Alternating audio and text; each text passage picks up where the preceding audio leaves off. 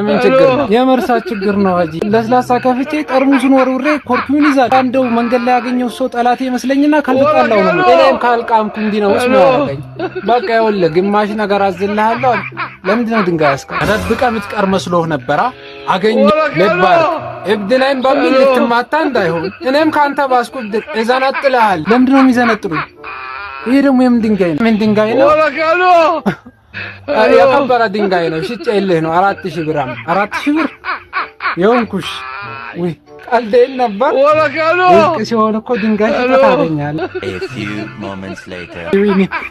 የሆነ ጨርጫሻ ሽማግሌ አረንጓዴ ማይማ የለበሰ አይተዋል? አረንጓዴ ማይማ የለበሰ አላየሁም።